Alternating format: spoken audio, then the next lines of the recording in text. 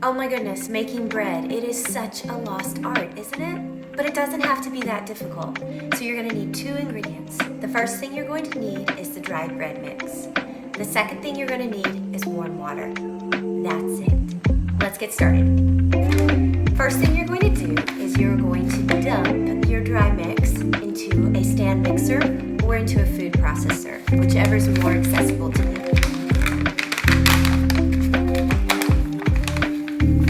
Next, you're going to mix your dry mix for a second, just to make sure that it all is fully mixed. Next, we're going to add warm water. Don't make it too hot, and definitely don't let it be cold. 2 cups of warm water. Pour it directly into your dry mix.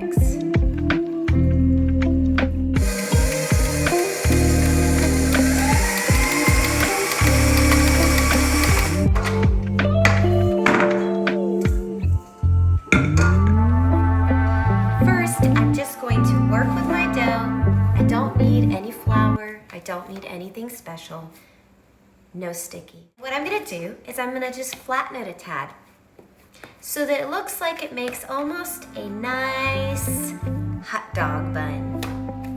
So I'm gonna flatten it, push it in the middle with my hands so that I can see it's a rectangle shape. I've done that. I'm gonna fold it like I used to say in teaching, hot dog style. One end to the other end, like this. Folded it hot dog style, I'm gonna fold it hamburger style.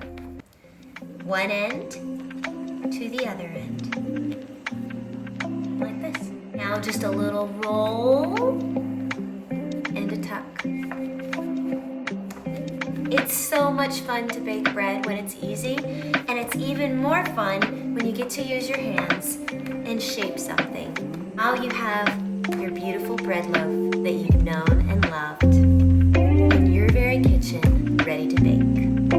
I preheated my oven to 180, then I turned it off, so I made a nice, warm proofing box. I'm going to put this loaf into a greased Pullman loaf pan. Now that it's in my greased pan, I'm going to put a top over it so it doesn't dry out while it rises. 30 minutes in a proofed oven that's been turned off. That's all it needs to rise. I'm going to put this bad boy in. Ooh. So your bread has doubled, if not tripled in size. How pretty is that? Now all you have to do is keep this top off.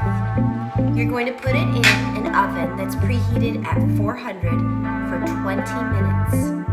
Once it's been 20 minutes, you're going to drop the oven temperature down to 350 and bake for an additional 50 minutes.